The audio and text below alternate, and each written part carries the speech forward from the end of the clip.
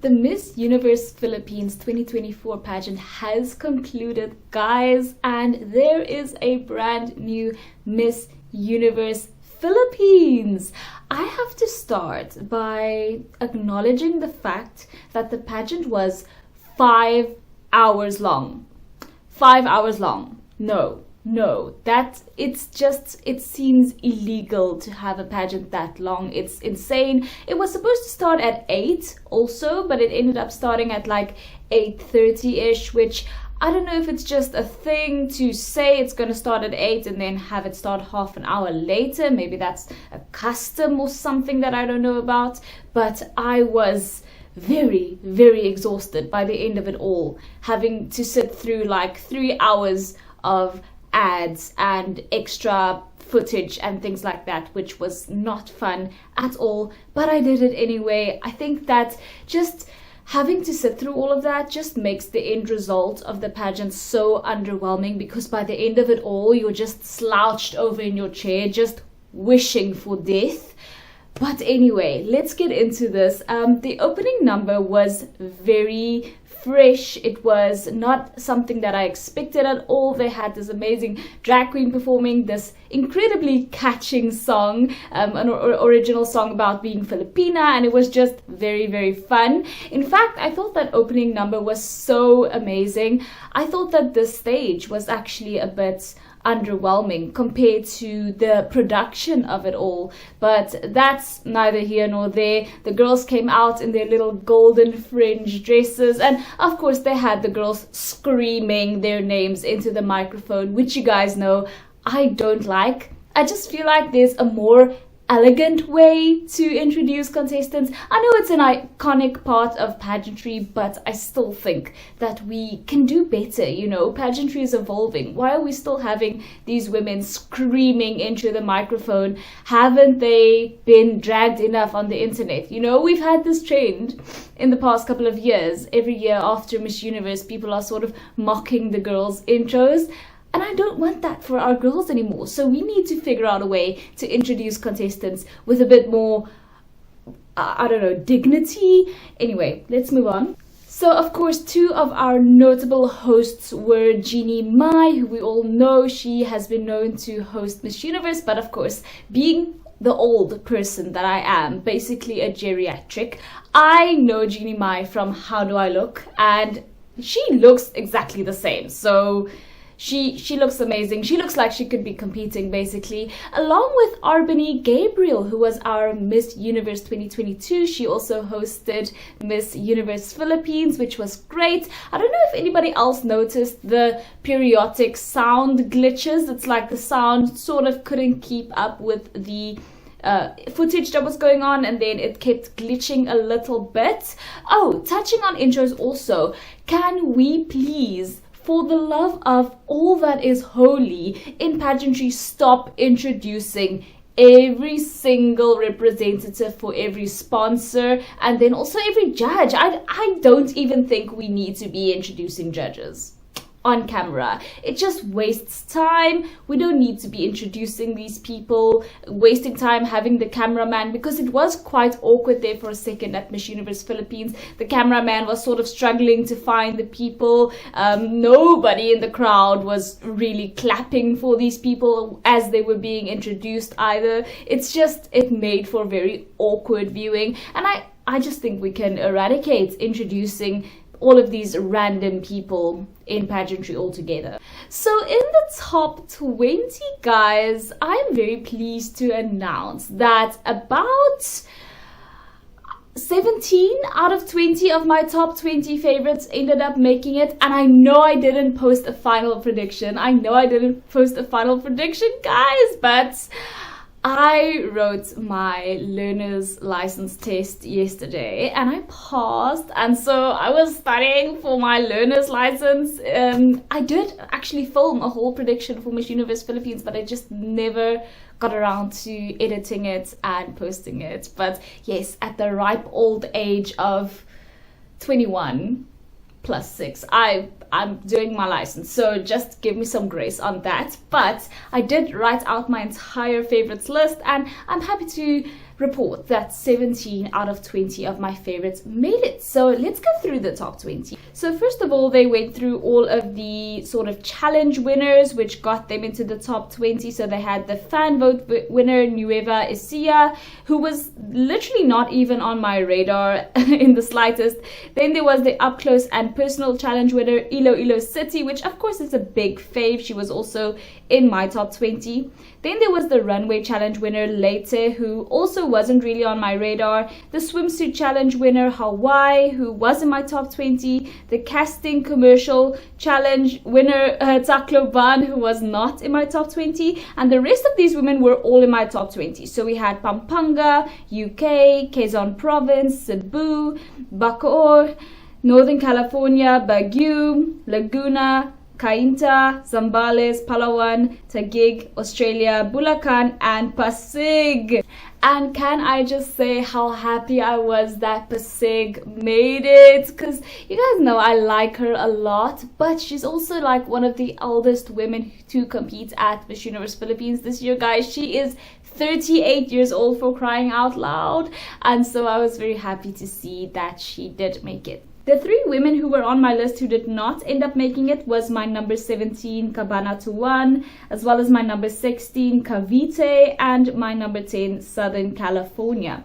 Which all three of those women weren't necessarily too close to the crown, and so I was still very, very happy with the top 20 that we did end up getting. Then came the swimsuit competition, and the girls came out in these sort of simple copper swimsuits, which I don't know, they were not my favorites on the girls at all. I just don't think it suited a lot of the girls very well.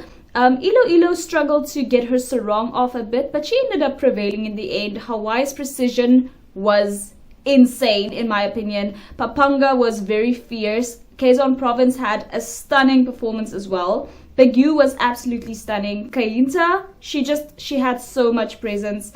Zambales is just an absolute goddess. I mean, come on. And then Palawan's hips just gave me life. I mean, they gave me life. Lastly, Taguig was just a showstopper as well. I just feel like the music, honestly, when it came to swimsuits, didn't do the girls justice. The music didn't really have swimsuit vibes at all. It had like, I don't know, sort of infomercial type of vibes. The music just didn't do it for me, to be honest with you. Then it came time to split the girls from 20 to 10, which is a huge cut. And they actually did something different this year. They did ask some sort of personal, fun, get to know you questions when it came to the top 10. So when a girl was called into the top 10, she was asked a little question. And it was obvious from the start that the vibes of these questions were not meant to be super serious in the way that top 5 Q&A or top 3 Q&A is supposed to be. The vibes of these questions are supposed to be more fun. You know, the way that Miss Universe usually does it, or used to do it, with top 20 being called. And so let's get into what happened. So Cebu was the first one to be called, and she gave such a cute little statement talking about how the girls all call her big sister because she's 34. And at first it irked her a little bit, but then she sort of embraced it and got used to it. And I really, really liked Cebu's answer. She was just super cute, and she was also in my top 10, so I was happy that she made it. Ilo Ilo came and she talked about how nice it was to bond with the girls. Bulacan didn't give the best or the most impactful answer or statements, and so not that memorable. Taguig came, and gosh, she's just stunning, and she just blows me away at every single corner. Then we had Bacoor, really heartwarming answer, talking about her family coming to watch her compete, and and I don't know, it just tugged on my little heartstrings. Then we had number 6, Pampanga, which is actually the only woman called into the top 10 who wasn't in my predicted top 10. I got 9 out of 10, so kudos to myself. And number 6, Pampanga, she gave a cute answer about sisterhood, which I thought was really cute. And then Quezon Province was called. I loved Quezon Province answer as well. A really cute answer.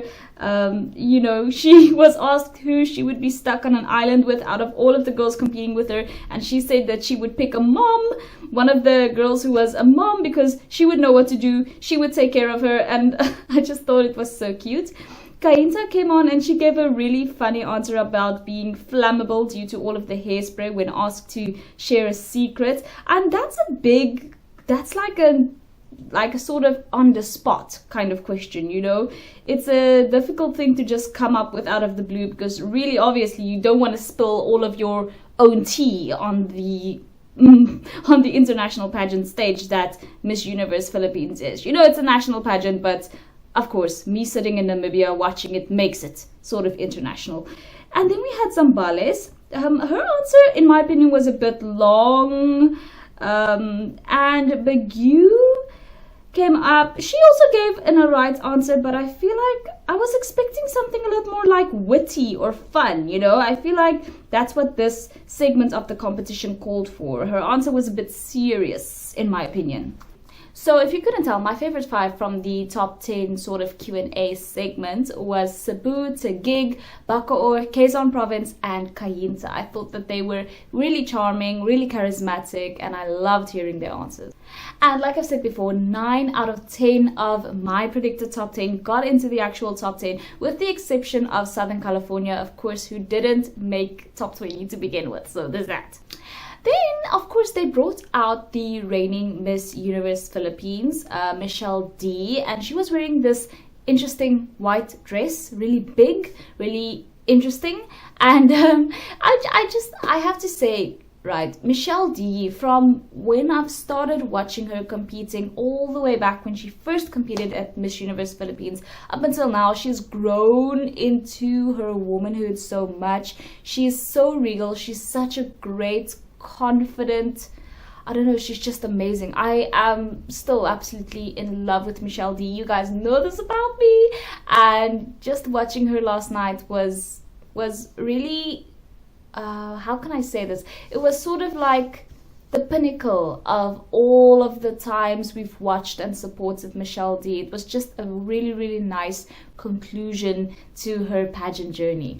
Then it came time, obviously, for top 10 evening gown. And I have to complain about the music here, because I feel like something about the artist's mic, it wasn't loud enough. The music itself was a bit like dull. It wasn't, the sound clarity just wasn't there, and so it felt sort of strange watching this person, who I'm sure is very talented, perform, but you can't really hear his voice because it feels like the mic is turned down and sort of muffling sounds came out. So Cebu was absolutely giving angel in her evening gown performance. She was wearing this lovely iridescent feather detail. She had this high-ish type of big bun on her head. She just looked absolutely stunning. Ilo came out in her color. I mean, this color was everything against Ilo's skin. She looked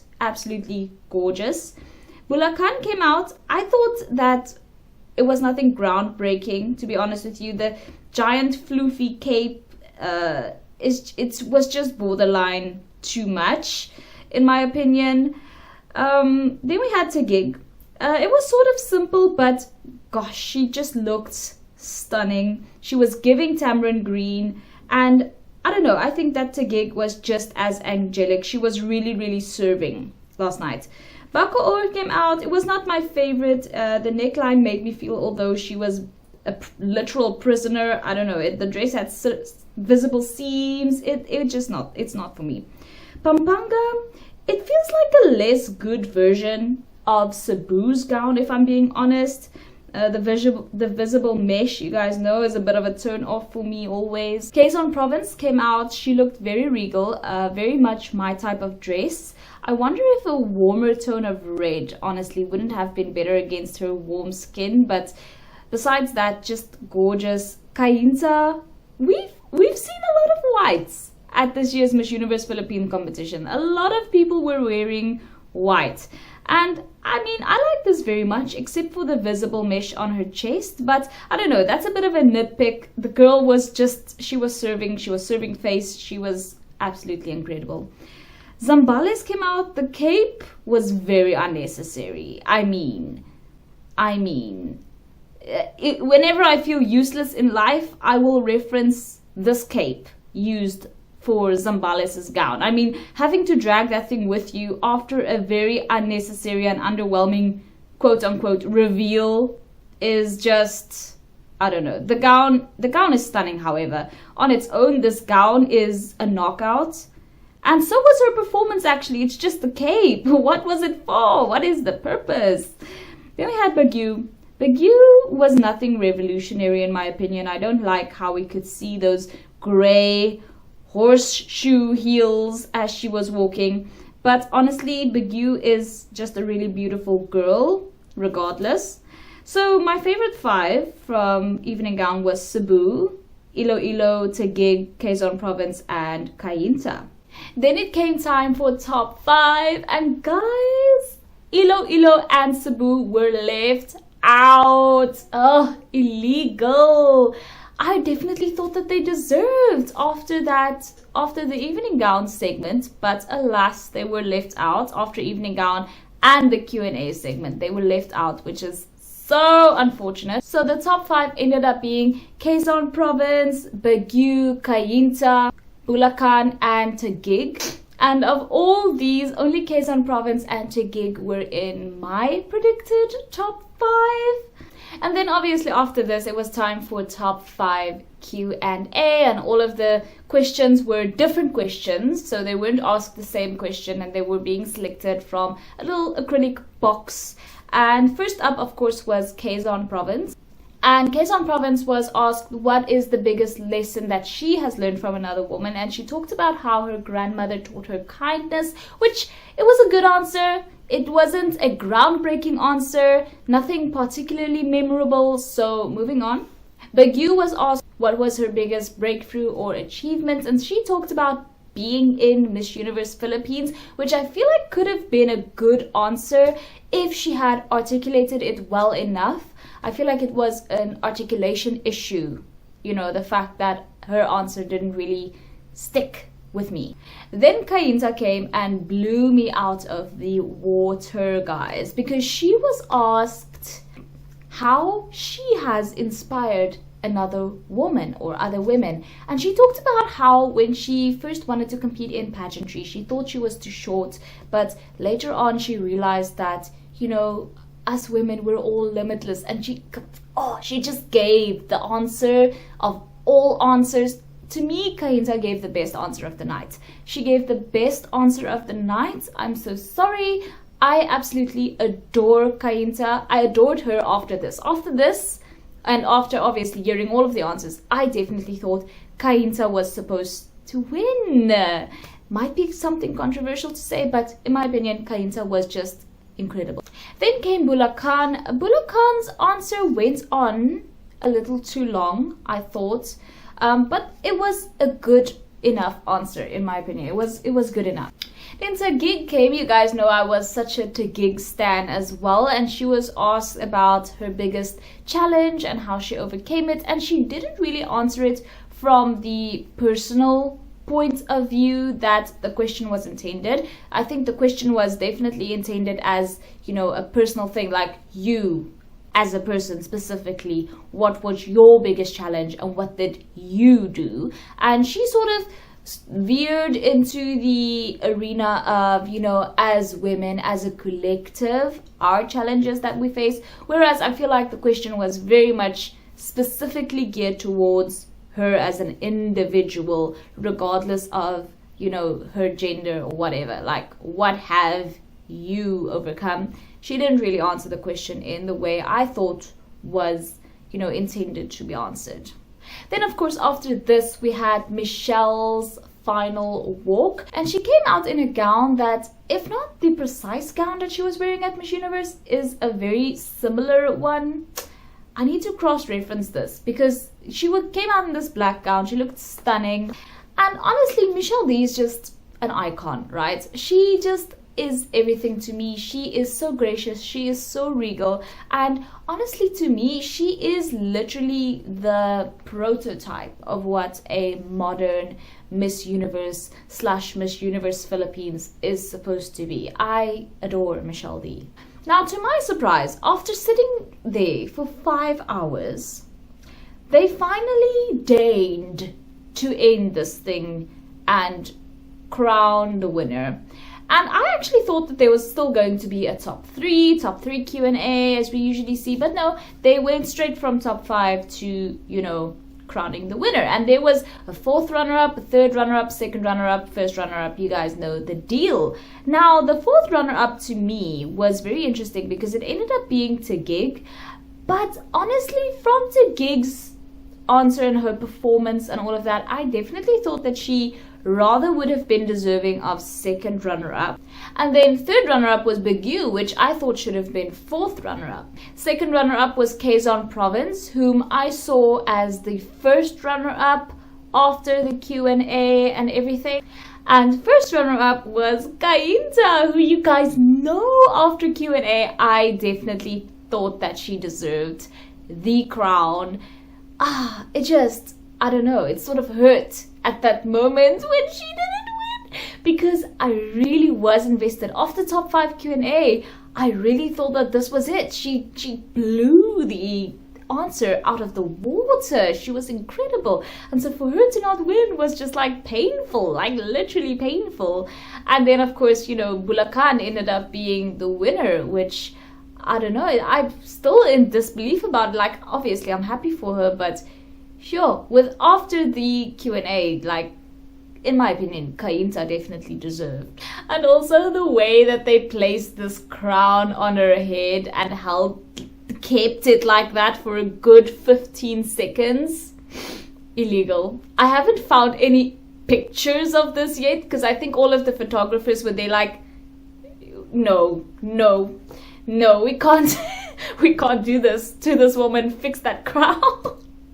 What was Michelle thinking, placing the crown like that? And then later, obviously, she placed it around, Bulacan's bun nicely, but just the picture in my head of the crown just literally balancing there for dear life on this woman's head, it's enough to take me out. So Chelsea Anne Manalo, who is the woman who ended up winning, she was actually number 7 on my list. Cainta was number 8, so Bulacan was number 7, placed above Cainta on my list originally, and she actually was also in the top 15 at Miss World Philippines 2017, I think, which is interesting. And in a ceremony after the pageant, obviously some other international titles were given out to contestants. Miss Supranational Philippines was announced to be Baguio's Tara Valencia. Miss Charm Philippines was announced to be Pampanga's Cyril Payumo. Miss Eco International Philippines was announced to be Ilo's Alexi May Brooks. And Miss Cosmo Philippines was announced to be Quezon's Maria Atisa Manalo. And obviously the appointment of these other international titles after the whole Miss Universe Philippines pageant was over falls in line with the owner of Miss Universe's preferences for her license holders to not include any other international titles in the competition and have it all be about Miss Universe. Now my question is, with all of these other titles having been handed out, why has the first runner-up, Miss Cainta, who gave that bomb answer, why hasn't she been awarded any international representation privileges? And also the 4th runner-up, Tagig, why is Tagig and Cainta not being included in this batch for international representation? Did they decline? What happened? Because 2 of the girls, I think Pampanga and Ilo, they weren't even in the top 5, and they're representing the Philippines internationally, and they were in the top 10. So what happened to the first runner-up Cainta and the 4th runner-up Tagig? Why weren't they given international titles? Did they decline? I don't know. And also another question, why does the Miss Universe Philippines organization have so many international licenses? I think it's a bit overkill, to be honest with you, to have like 5 international licenses but then call yourself Miss Universe Philippines. That's just insane. I mean, I feel like Miss Universe has the drawing power. I don't feel like it's entirely necessary to have like 5 international licenses, to be honest with you. I mean, in fact, I rather prefer national pageants to be focused on like 1 or 2 at the most international pageants. And so I wonder, is this why we were subjected to like 3.5 hours of ads? I will never forgive the amount of time I have wasted. Those could have been my last 5 hours of life, guys, and I wasted them watching these ads. That Gel Life song, right, was playing in my nightmares last night. Anyway, so is that why they have so many sponsors who are so adamant about all of the viewing time they got? Because they have to pay these licenses, okay? They're not cheap. Guys, Miss Universe Philippines was just a ride. It was a ride and a half. Let me know what you guys think. If you didn't watch the pageant yourself and you're coming to me now to get the recap, because you don't feel like sitting through 5 hours of pageant, you're welcome. You're welcome. I feel like I should be charging for my services after having sat through 5 hours, 3 of which were ads last night. Thank you guys so much for watching. Let me know what you guys think about this year's Miss Universe Philippines. I would love to know. And I will see you in the next one. Bye.